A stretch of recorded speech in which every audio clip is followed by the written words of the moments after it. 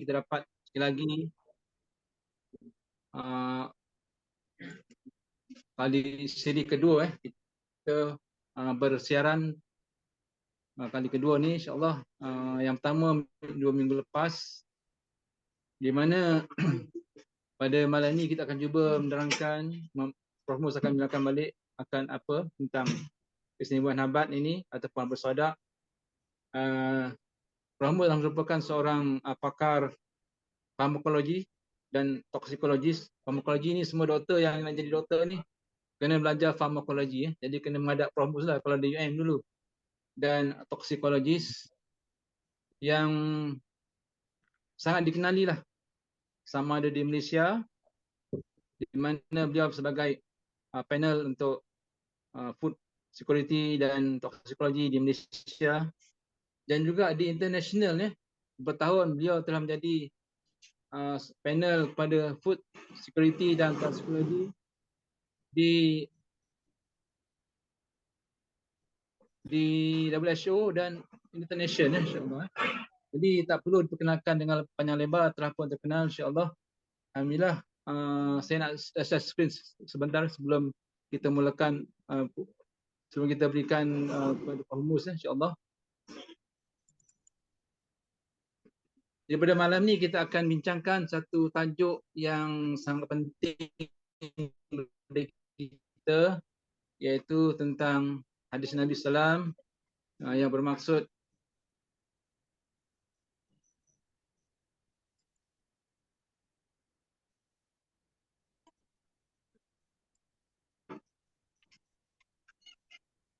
in hadhil habbatus sada'a sifaun min kulli da'in ila minas sami qultu wa masamu qala al mautu. Nabi SAW telah pun bersabda bahawa the black cumin ini ataupun sadak ini merupakan penawar bagi for all diseases, healing for all diseases. Maknanya semua sakit kecuali asam. Aisyah bertanya, wahai Rasulullah, apakah asam itu? Mereka menjawab death ataupun kematian. Hadis riwayat Bukhari. Alhamdulillah, hadis ini nanti Rahmat akan terangkan secara lebih detail, dan insya-Allah tentang keistimewaan habat berbanding dengan yang lain insya-Allah. Dan kalau kita tengok dalam jurnal, dalam PubMed, ada satu jurnal yang National Library of Medicine yang sangat terkenal lah. Kalau kita type Naegula sativa, kita akan dapat lebih kurang 2000 perolehan ya, tentang paper ataupun study, sama ada clinical ataupun review by many specialists, many scientists seluruh dunia tentang keajaiban habis sadar ni insya-Allah. Dan kalau kita type thymoquinone, salah satu compound dalam sativa, kita dapat lebih kurang 1700 result dan bahkan di Malaysia pun telah pun dibuat satu study ataupun review oleh Profesor Dr. Ruzaimas Haji Idrus daripada UKM beberapa tahun yang lepas tentang kesan habis sadar terhadap type 2 diabetes mellitus dan sangat signifikan. Tadi kalau digabungkan dengan metformin ataupun anti hyperglycemic. Dan ini merupakan wakil-wakil kita, insya-Allah tuan-tuan boleh snapkan ni di negeri masing-masing, port masing-masing kalau nak berhubung untuk mendapatkan bekalan daripada negeri masing-masing insya-Allah, daripada Perlis sampailah ke Sabah insya-Allah. Boleh snap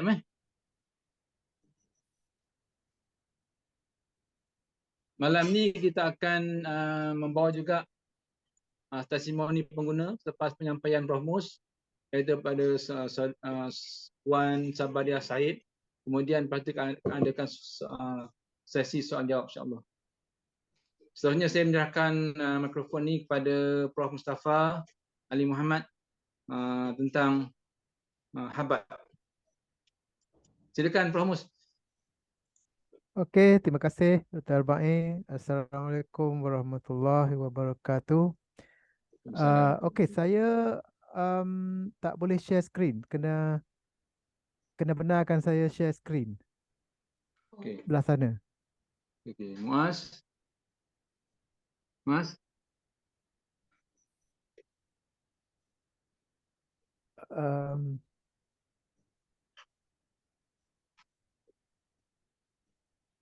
Dah ke? Dah belum? tak boleh, tak boleh. Belum Tak boleh lagi. Ya, Mas? Oh, Mas. Assalamualaikum. Dah. Kenapa dah tu? Ni Prof Mus tak dapat saya nak nak share. saya nak Tadi nak nak share share. screen. Ha. Aha. Doktor boleh share pula. Saya dah ni sudah Ah, keluar dah. Doktor dah tutup lah. Dah. okey, saya cuba semula. Saya cuba semula. Cuba share. Tak boleh. Boleh. Ah,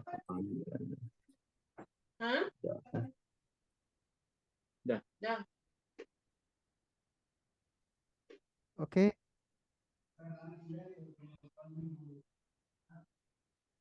Baik. Uh, uh, Boleh. Okey Prof. dia terbalik. Dia terbalik.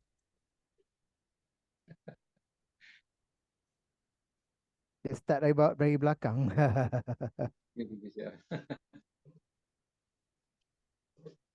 Okey. Okey, kita mulalah. Oh, macam mana ni?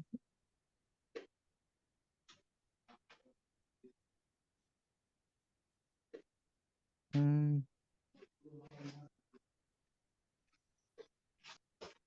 Ada masalah sikit lah. Ada masalah. Tak apa, saya cuba. Um, Okey, kita nak bincang sedikit malam ni mengenai Habatus Sauda. Dan saya dah ada bagi macam seminar yang hampir sama, tapi saya nak tambah-tambah sedikit demi sedikit dalam setiap seminar tu supaya kita lebih mudah nak faham. Tajuk yang saya bincang ni adalah tajuk yang general, tajuk yang amat mudah untuk kita faham lah. Cuma slide saya ni dalam bahasa Inggeris dan slide saya complicated sikit. Saya buat slide ni untuk orang yang ada basic asas sains. Tapi saya akan explain secara paling mudah lah. Okey, Habatus Sauda. Sebenarnya Habatus Sauda ni hanya dikenali di Malaysia sahaja. Di tempat lain dia tak kenal Habatus Sauda. Dia kenal dengan nama Black Seed ataupun Black Cumin. Tapi nama saintifiknya dipanggil sebagai Nigella sativa. Kalau kita nak cari dalam jurnal ke dalam um, bidang sains, kita kenal dengan nama Nigella sativa. Bila kita kata Nigella sativa ni memang tepat Habatus Sauda sahaja. Tapi ada orang confuse sativa ni, cannabis pun sativa juga. So beras pun sativa juga. Jadi kita kena tahu Nigella sativa. Okay. So memang batu sauda ni memang terkenal dari segi perubatan dan dari segi pemakanan. Orang guna untuk buat sapu, masukkan dalam makanan pun banyak. Kalau kita pergi kedai-kedai Arab, roti-roti Arab, roti dekat kalau kita dulu makan dekat restoran di Syria contohnya, Lebanon, Syria, ada beberapa negara lagi mungkin dekat apa nama tu Iran. Memang kalau kita makan roti dia ada biji-biji hitam. Itu sebenarnya habatus sauda lah tu. Banyak kalau restoran belah Timur Tengah tu, kalau kita pergi ke restoran kedai-kedai yang tepi-tepi jalan tu, memang roti dia ada Nigella sativa tu. Nampak hitam-hitam tu. Itulah dia betapa meluasnya orang guna Nigella sativa. Bukan di Malaysia tak banyak rasanya, tak banyak kita pakai untuk makanan. Tapi di Timur Tengah dan rasanya di Amerika, bukan Amerika, Europe. Di Europe pun banyak digunakan. Jadi ia digunakan sebagai makanan dan juga sebagai ubatan. Kedua-duanya boleh diguna untuk kedua-dua tujuan. Okay. Dan untuk perubatan memang tidak asing lagi lah. Semua orang dah tahu Habbatus Saudah ni disebut oleh Nabi kita sendiri sebagai penawar untuk semua penyakit, dan ia juga sesuatu yang semua orang boleh dapat. Maknanya dia tersebar di seluruh dunia, bukannya terdapat di negeri Arab sahaja, orang Arab saja boleh dapat, tak ada. Itulah kehebatannya. Di mana-mana pun kita pergi, kita akan dapat Nigella sativa ini, dan ia memang disebut di dalam buku-buku perubatan Ibnu Sina sebenarnya mengenai kebaikan tumbuhan ini. Nigella sativa yang kita ambil, yang sebenarnya kita makan itu bukanlah pokok dia. Yang kita makan tu adalah biji dia. Ini dia bijinya. Okey, kita makan biji dia, dan ini pokok dia. Ini bunga dia.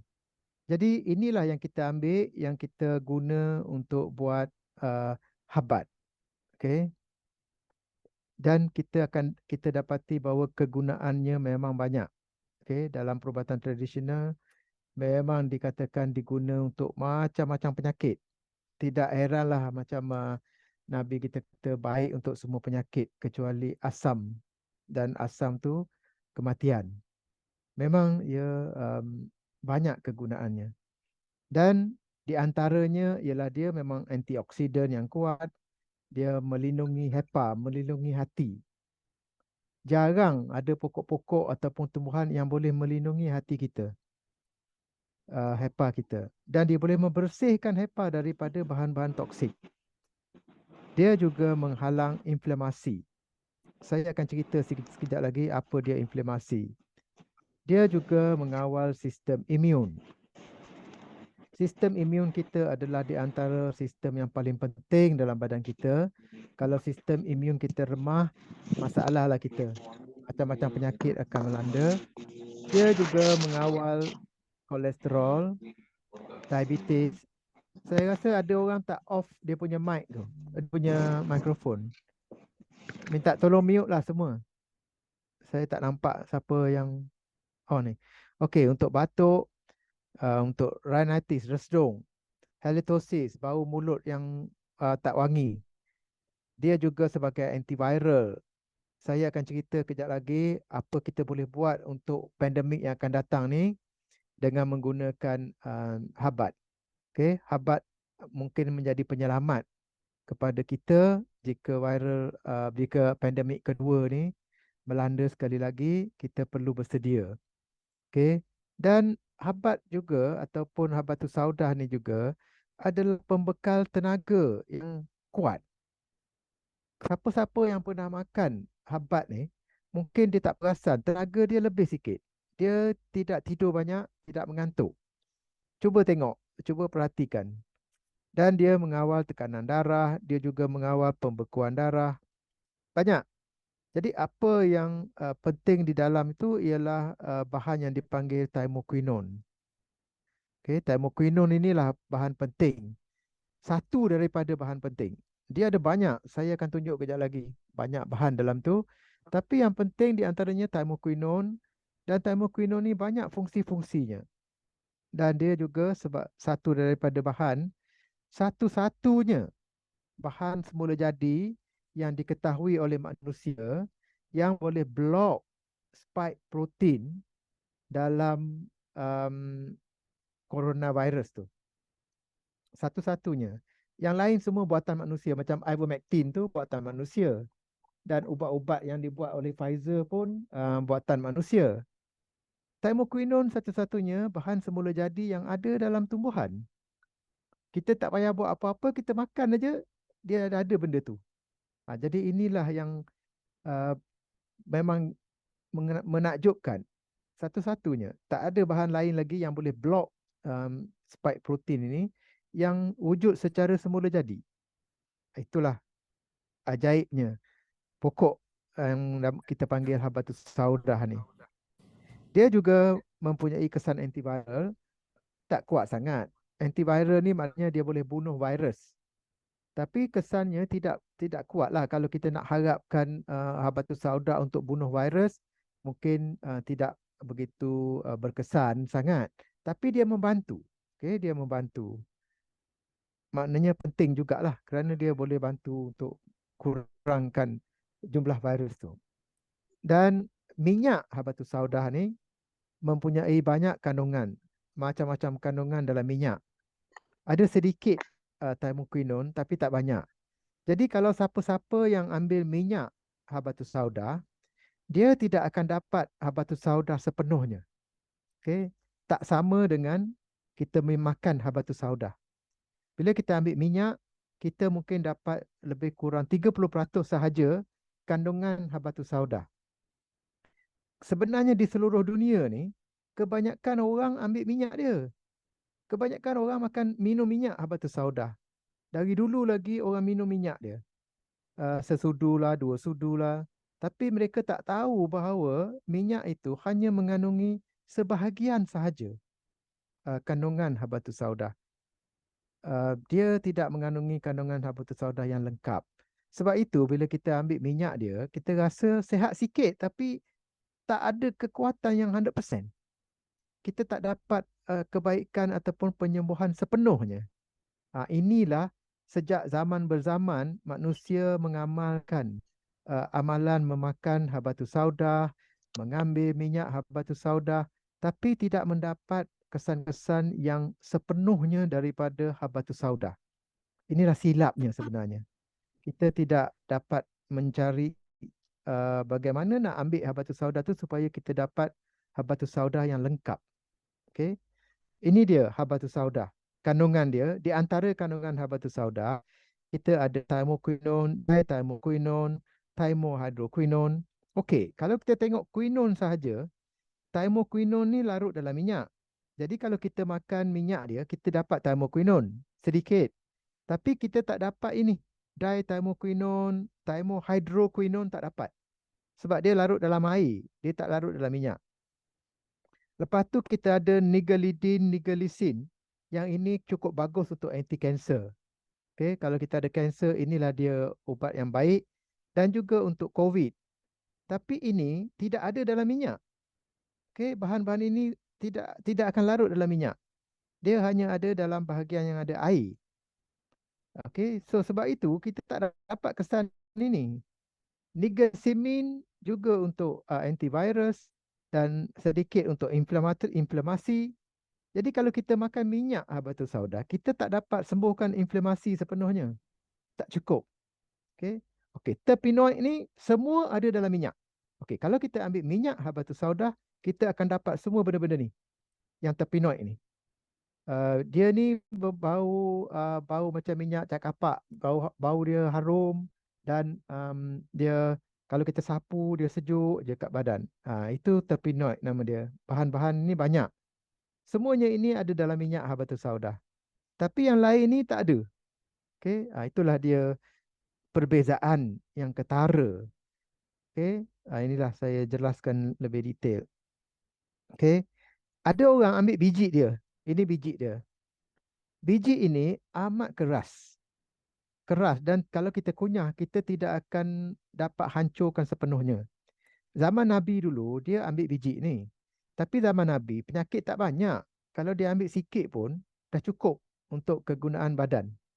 Jadi, kalau sekarang kita ambil habatus sauda pakai kunyah macam ni, kita tak akan dapat cukup khasiat.